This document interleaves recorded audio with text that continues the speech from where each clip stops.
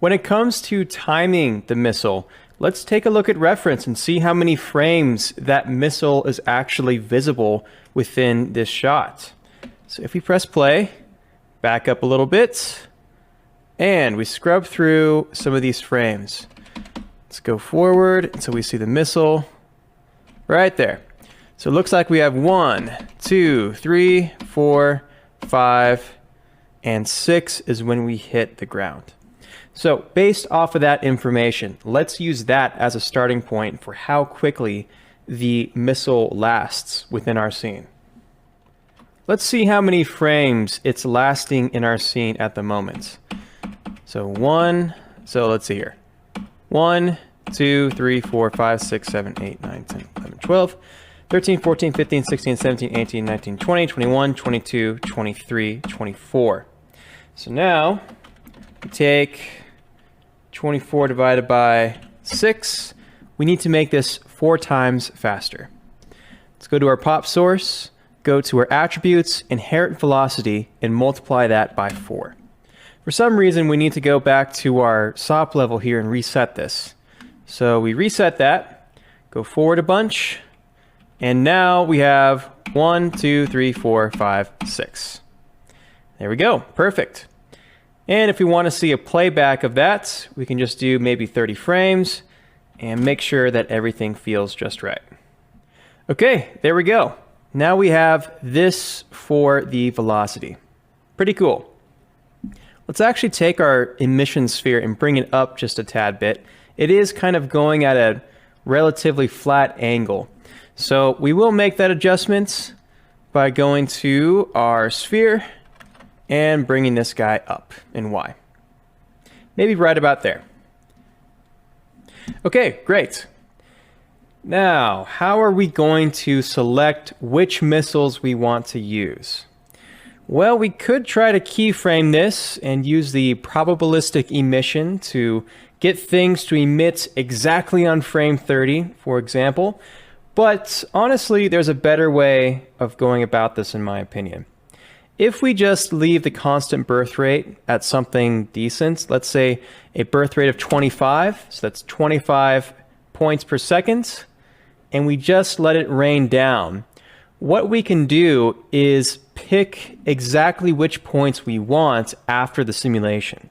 So we delete everything else, we isolate the points we like, and we have all of these different points and locations to pick from. So let's say we do that. On frame 30, let's say that we go with number 18. And by the way, I should mention, what I'm looking at here is the point ID that's being brought out from the pop sim. So if we middle mouse, we have this attribute called ID right there. And if we go press D for display, go to a marker, wherever that is, visualize, I made this ID marker down here. So that is ID number 18. Let's go ahead and create a blast, set this to points at ID equals 18, and delete non-selected. From here, I will pick the other points that we'll use. I do want to let this hang out for about 2 seconds, and then starting around frame 90, I'm going to pick probably about 4 or 5 more points from there.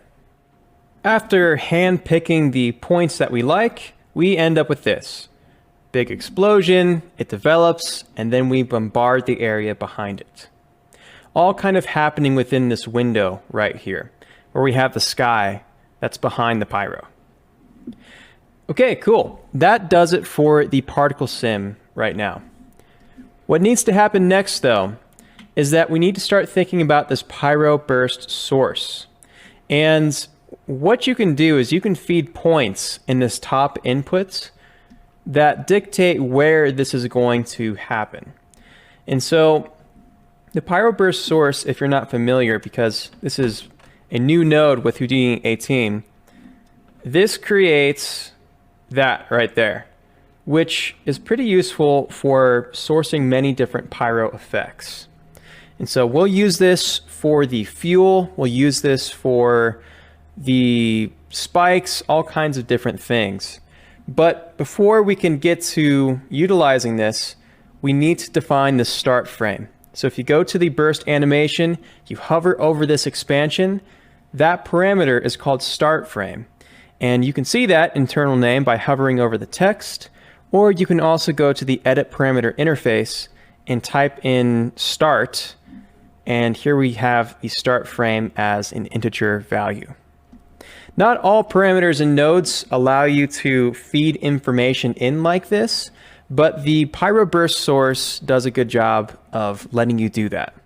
Also, be sure that the start frame here is set to use attributes. Forgot to mention that, but if that's use attribute, then it'll look for any point attribute called start frame. So what that means is that with these points up here, we need to record the frame where it just initially hits. So in other words, point number 18, that hits at frame 30. So I need an integer value called start frame that says a value of 30 on that point. And so in order to do this, it gets a little bit tricky, and I'll try to do my best to explain how this goes. But we're going to start with a point wrangle and initialize this attribute to 0. So every point starts with an initial value of 0. After that, we're going to use a solver. And with this solver, we have access to the previous frame and we have access to input 1. And the overall idea that I have here is I want to check if the color is green on the current frame. So, do another point wrangle. I'll say if cd.r is equal to 0, meaning that we don't have red, we do have green, right? That's just one way of picking out green, or, having it recognize green, because these values might initialize to 1 at first. So just in case, I'll say if we don't have red, then go ahead and make start frame equal to the current frame.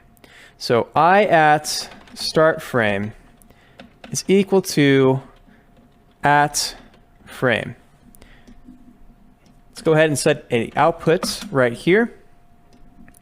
And now, based on this solver, let's see if it's recording this properly. So start frame begins at 0. And as soon as that hits the ground, boom, we have frame 30 recorded. So that is working correctly. Now, the problem is start frame is going to keep going up in value because it's recognizing that the group is green and that color is not turning off, so to speak. So we can build in a little bit of logic to make this number stay at 30. Let's figure that out in the next video.